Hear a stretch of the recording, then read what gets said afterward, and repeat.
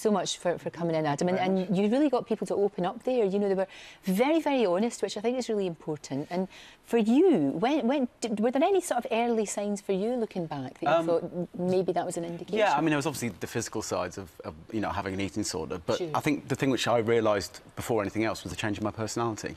I went from being a very outgoing, sociable young boy to suddenly having to retreat from everybody because I wasn't comfortable in anybody else's, you know, presence other than my own.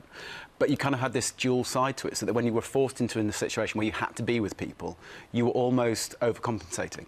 You were almost, you know, you were almost eccentric, and you know, in the way that you were so cheerful, so chirpy. But then at the first opportunity, you ran away and you hid on your own because you just didn't want to be around people. And it was this real high and low. And I think that's across all. When we had that group and we were speaking about it, and they were all so brave coming forward.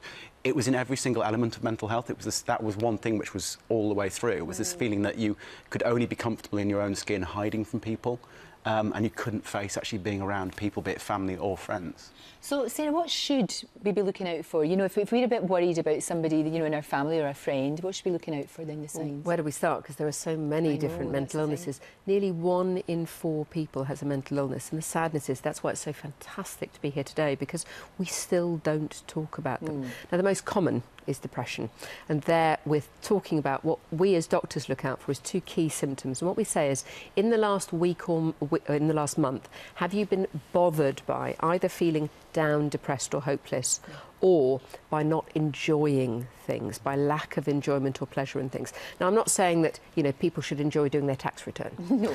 But the sort of what we often find is that people just make excuses not to go out with their mates. So you might find, have they stood you up a few times, or have they been spending a lot more time in their room? Then we're looking at things like, are you having problems sleeping? Have you heard somebody banging around in the early hours of the morning? Problems concentrating, seeming really tired, always too tired to do anything? Feeling guilty, maybe being in tears, being easily moved to tears, problems concentrating. Sometimes we find that people are either moving very slowly and people have noticed they seem to be slowed down, or speeded up. But then, of course, there are all the eating disorder things. So, for instance, with anorexia, the other big eating disorder apart from bulimia, you'll often find that people will start hiding themselves. And it's often, quite often, not always, quite often people have been really high achievers, people who've done brilliantly, the perfect daughter, the perfect son, the perfect sister. And suddenly they're obsessed with getting other people to eat, but funnily enough, when they sit down to eat, they've always just eaten, so they can't eat with you. So that's really interesting. Start wearing baggy clothes. Yes. Yeah, and they'll be cold a lot.